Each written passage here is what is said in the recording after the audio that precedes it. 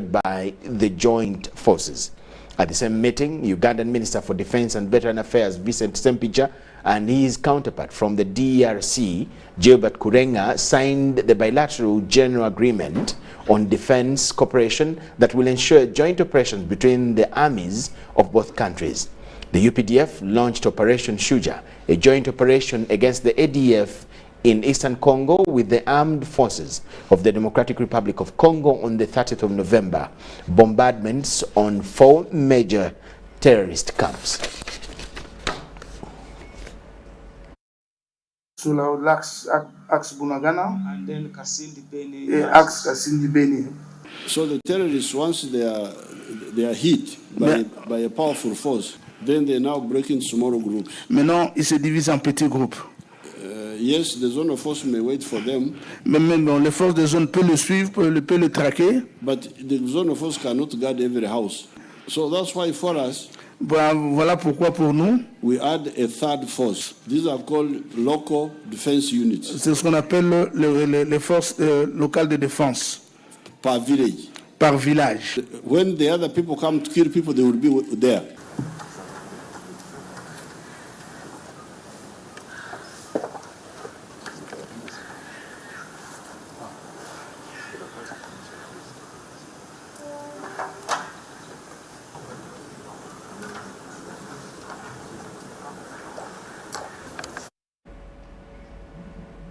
Two defense ministers from Uganda and the DRC exchanging the agreement they signed today at State House Entebbe after the address by His Excellency Yoweri Kaguta Museveni. In other news, after a 3-year border standoff, the Katuna border has officially been reopened. But unlike Uganda, which has fully reopened its border crossings, Rwanda is strictly allowing essential travel in and out of the country and cargo trucks only. Dennis Sigoa is in Katuna and he has the details. The Katuna-Gatuna border has been reopened for business after almost 3 years of closure. This was the official communication from Uganda's Immigration Department and Uganda Revenue Authority officials after a closed-door meeting with their counterparts from Rwanda. Our going to Rwanda this morning was specifically to work out modalities on how we are going to clear cargo. I'm a commissioner for customs. So we normally have what we call a one-stop border post. So usually Rwandan officials come and work on the Ugandan side, Ugandan officials go and work on the Rwanda side. So that's what we're discussing in Rwanda. And we've agreed that that one is going to be reviewed in a week's time. The drivers of cargo trucks have priority to move. If there are emergencies, there are modalities they have been handling. That's how they will be handled. That's why we talked of non-essential travel. Essential travel has priority. Non-essential travel will be worked out in the framework of the 2 ministries of health. Otherwise, what is pertaining now is the protocols of the East African community. After the long wait, the locals and business community, who have suffered a lot, were anxious and optimistic. 3 years, it is a long time for the people. They didn't get any work. Yeah.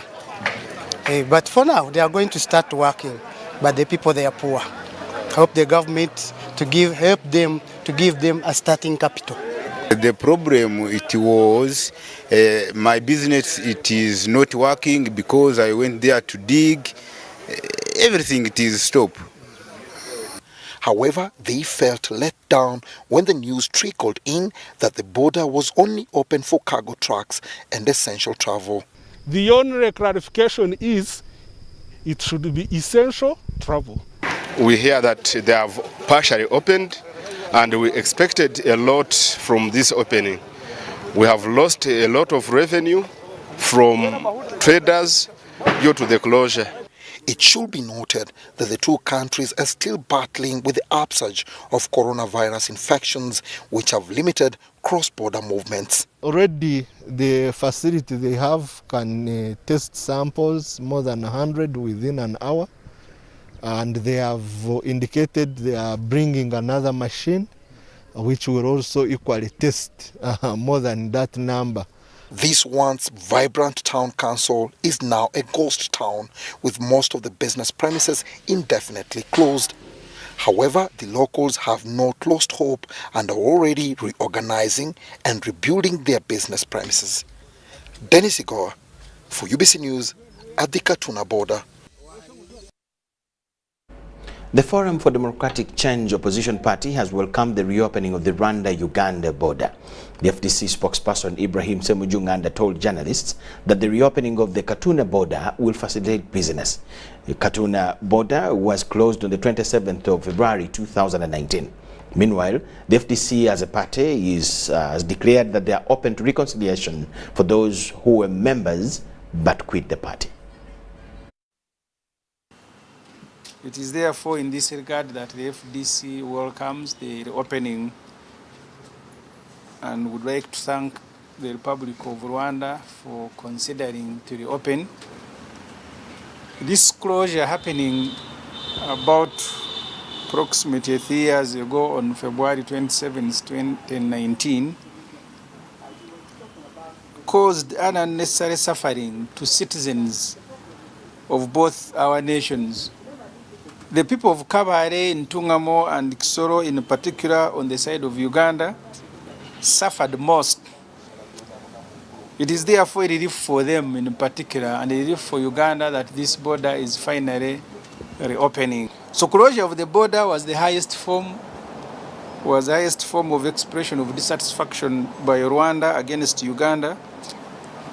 The FDC therefore considers reopening just as a step in resuscitating a relationship that had completely broken down. Finally, I remember in previous press conference I told you we will be moving to sub-regions to check on the health of the FDC, meet the FDC leaders, meet those who participated in the last elections. So in Kasese, on a reconciliation mission, so we'd like to call all the FDC and former FDCs and Ugandans who want to associate and be part of the FDC, this is the time. If you had been angry, please, the period to heal is now. Semuju Ibrahim Nganda, the FDC spokesperson. Preliminary findings of the Education Policy Review Commission show that Uganda's education sector lacks a standard qualification framework that harmonizes the competencies of people. The Commissioner, Policy Analysis and Research at Ministry of Education and Sports, Brighton Barugahari, says that they assess the relevance of skills by graduates to the international job market. The Education Policy Review Commission, established in May 2021, will begin public hearing about what government needs to do to streamline various operations in the sector. This follows the changes brought about by the technological revolution and COVID-19 pandemic. Since citizens have a duty to participate in issues that concern them, Ministry of Education and Sports calls for public views on what they think needs to be done. There is writing formal comments, official comments. You send them to an email address of the Commission. Now, not everyone is able to write or use email. So we also have an opportunity for public meetings or hearings where we engage with people and they also give us their ideas. This review will look at recommendations in the 1992 White Paper and how they were implemented, especially the curriculum, and examine existence of a clear policy assessing the education value chain. It will also investigate placement of learners, the need to adapt to open distance learning, and issues of exclusion in the education system. They set pass mark. They say if you don't get 65 average, they don't give you a bank slip. That is the modern way of chasing you. At the end of the term, you have no bank slip. Meaning you are not going to pay, meaning you are not wanted. But on the basis of a standard mark, which you don't know what it means. Preliminary findings from an interim report of the Commission indicate that there are unresolved issues of policy on the role of founding bodies like missionaries and partnerships. There is no qualification framework. It is embarrassing, but it is. So, for example, if I study PROE, I finish, and there is somebody who is in Katwe who has also run on the job. There is no framework that harmonizes what you know, what you do, and is agreeable. And that is a problem. Any education system should be able to recognize what the competencies of people in a standard way. They want to ensure that recommendations in the 2022 White Paper be implemented, since only 45% of the 2020 recommendations in the 1992 White Paper were implemented. The exercise is expected to end on 28th of February. I'm Nafka Farida and Sana Anet in Kampala. Thank you so much for watching. Let's take this short break. We have more in return. It's UBC News Tonight.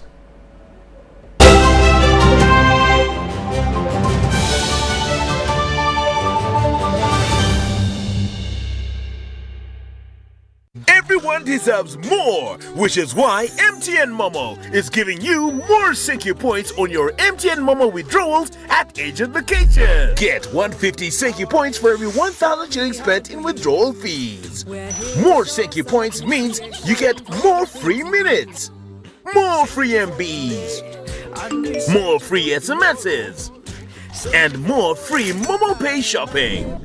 To use your Senki points, dial *141#. Everywhere you go, MTN.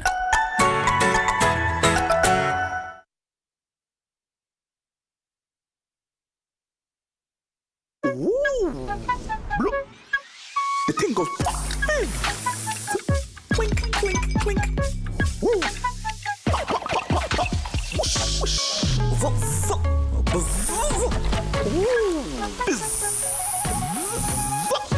Grab an ice-cold bottle of Pepsi Max today and drink to your bold lifestyle. Enjoy maximum taste with no sugar. Now available at a shop near you. Maximum taste, no sugar.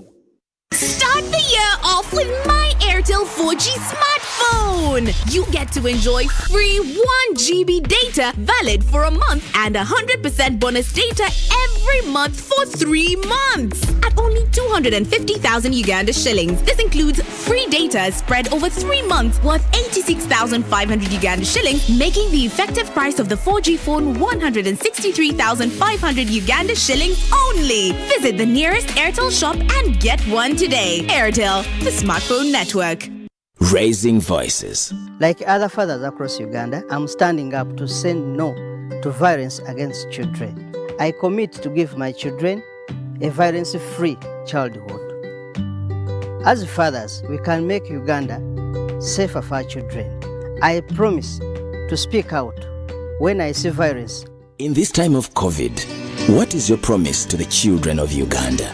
Because a violence-free childhood is everyone's right. Raising voices.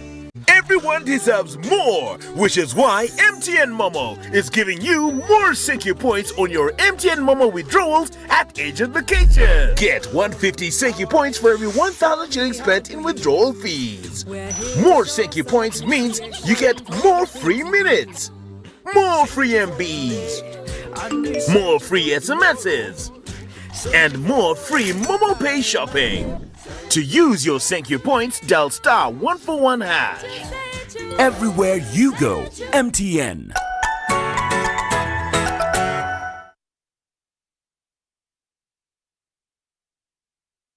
Our Ugandan story isn't a new one. It's not about where we come from. It's about what can be accomplished when we're working, living, and growing together. It's about speaking the same language, the language of progress. We're Ugandans building Uganda with Ugandans, skilling Ugandans and developing competencies required in the oil and gas sector, partnering with Ugandan businesses to achieve greatness. We're here to build because at the end of the day, we're truly Ugandan. You know, you could just buy a new smartphone from anywhere in Uganda. Dial *175*94# to activate their 100% double data bonus offer on weekly or monthly bundles for 3 months. Better yet, you automatically receive free 1 GB valid for 30 days. You are hooked already, aren't you? Enjoy 100% double data bonus from Airtel. Buy a smartphone from anywhere in Uganda and insert an Airtel SIM card. Dial star 175 star 94 hash to activate a 100% data bonus offer on weekly or monthly bundles. Valid for 3 months. Dial star 175 hash and select your preferred bundle to activate a 100% data bonus offer on weekly or monthly bundles. Valid for 3 months. Airtel, the smartphone network.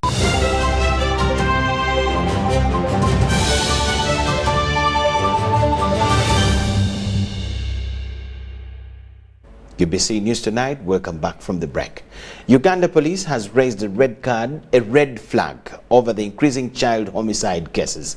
Fred Enanga, the police spokesperson, says that last week at least 5 cases were registered in different parts of the country.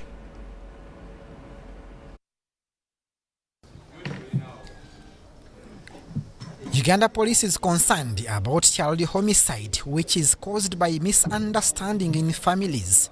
Poverty, among other factors, have contributed to the increasing domestic violence, making homes unsafe for children.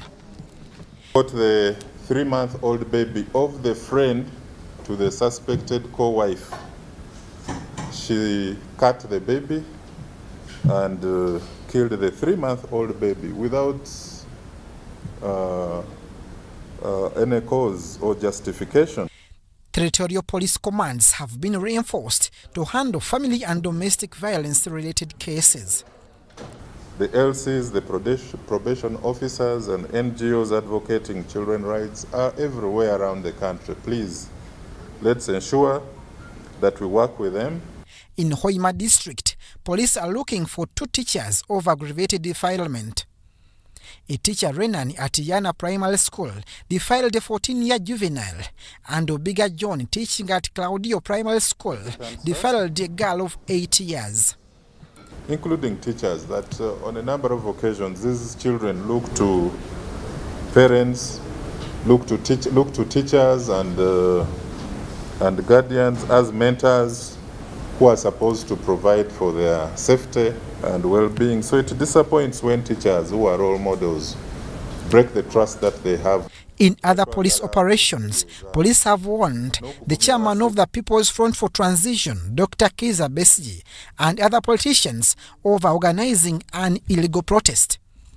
The retired Colonel Dr. Kiza Besigye, of course, who is a professional agitator for violence, to use legitimate means to achieve his objectives. Every now and again, we should not continue putting Ugandans in fear. The traffic report of last week indicates 383 accidents occurred, 57 fatal, 213 seemingly fatal, while 113 light. Reckless driving, the 1,591. Dangerous mechanical condition of vehicles, 1,728. 348 people were involved, 65 died, while 283 hospitalized. Abdul Nasser Lubama, UBC News.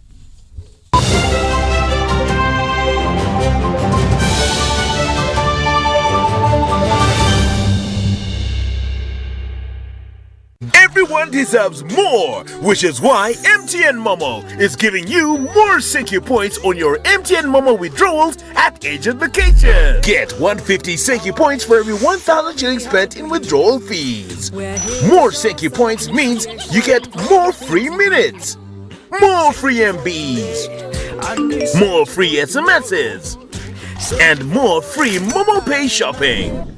To use your Senki points, dial star 141 hash. Everywhere you go, MTN.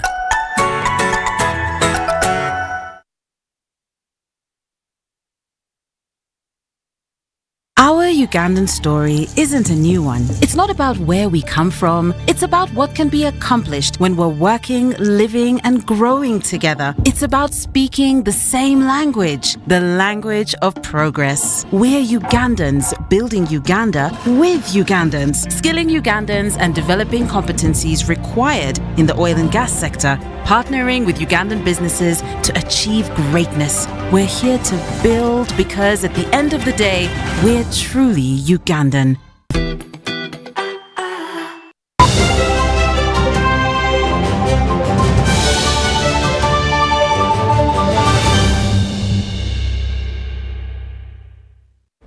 Welcome back from the break. It's UBC News Tonight, and now we go business.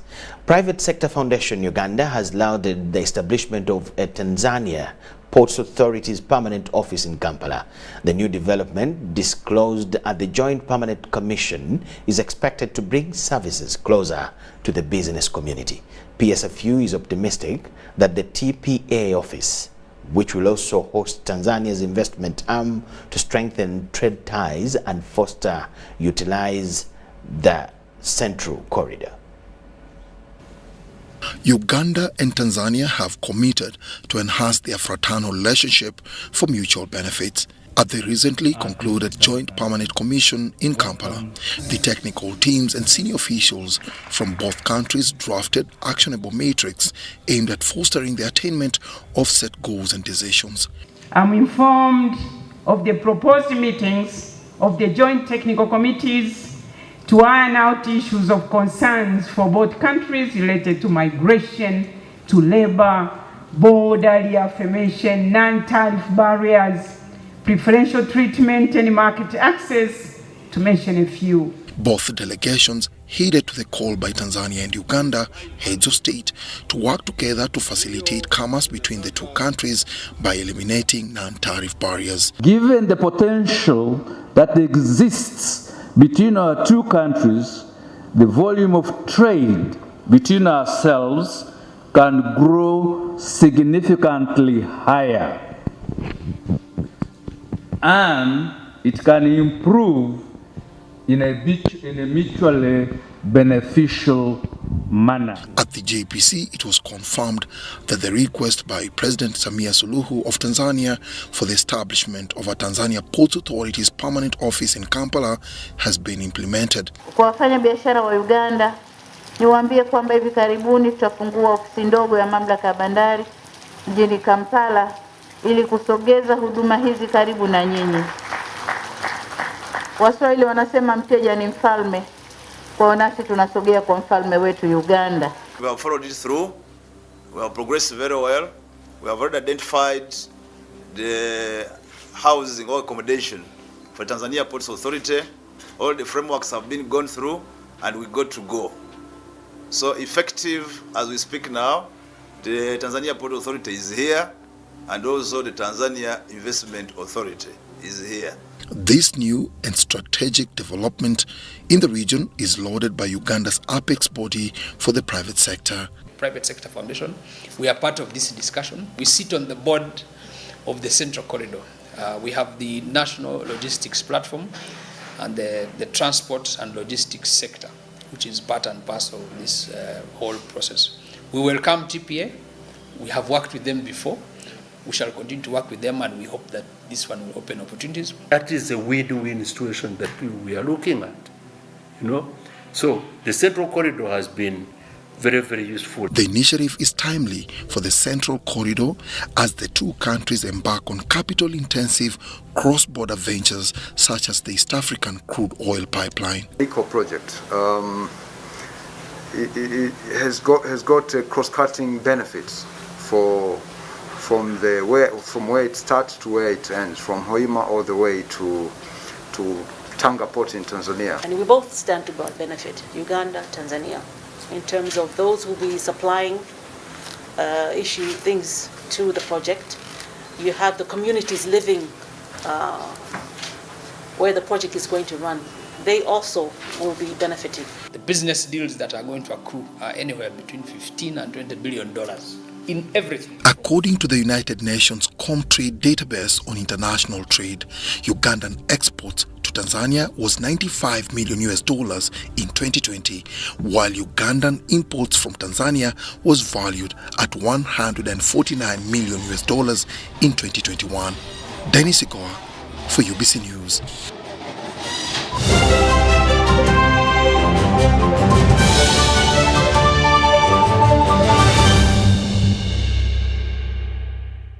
UBC Sports News Tonight. The Pool Association of Uganda, Bob Trobish, the chairperson of the Pool Association of Uganda, Bob Trobish, has exhibited rarely seen generosity in Uganda sport by offering $22.9 million to clear various pool league winners since 2018. The league back then was sponsored by Betway that has since left the Ugandan market. Trubish said this gesture was purely due to the love of the sport, but importantly, giving due reward to the excellence and a little return on investment by club owners who mainly pride in the trophies, medals, and substantial cash reward. This was during the association's annual general meeting hosted at Nobview Hotel in Tinda. The assembly passed a 500 million shillings proposed budget for this year's calendar, whose highlight is the All Africa Black Ball Pool Championship due next month. On the local scene, the association targets integrating various regional competitions to increase competitiveness amidst pursuance of turning the association into a federation. There is also hope for the return of the national championship that last witnessed action in 2019.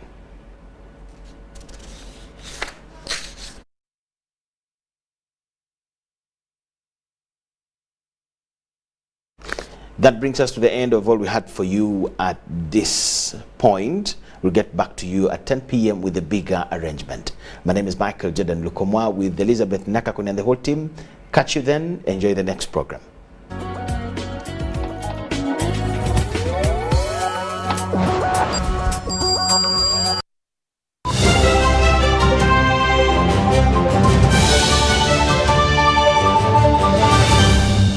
Brought to you by. We're here to build because at the end of the day, we're truly Ugandan.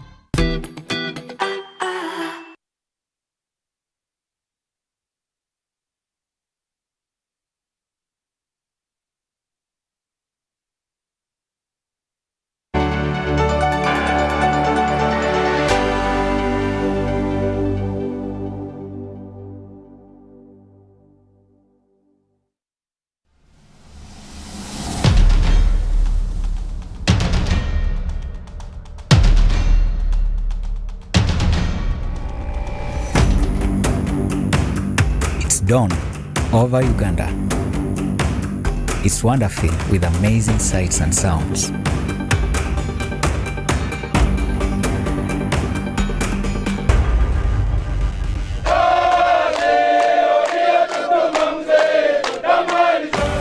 The men whose voices pierce the morning calm are part of the country's security, tasked with the mandate to keep our country safe, secure and stable. The men in uniform ensure at the risk of their lives that the country's 47 million people go about their businesses unhindered.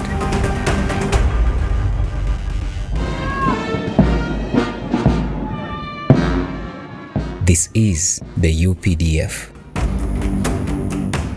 the Uganda People's Defense Forces, an army that has grown over time to become one of the most formidable on the continent.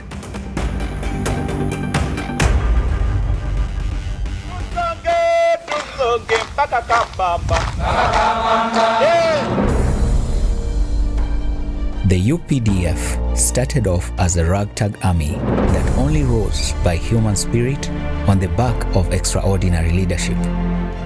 We studied the dynamics of the situation. We knew that although we had 27 armed people, but we represented millions of potential soldiers. These thousands here, they were all civilians, all peasants. Many of them were peasants.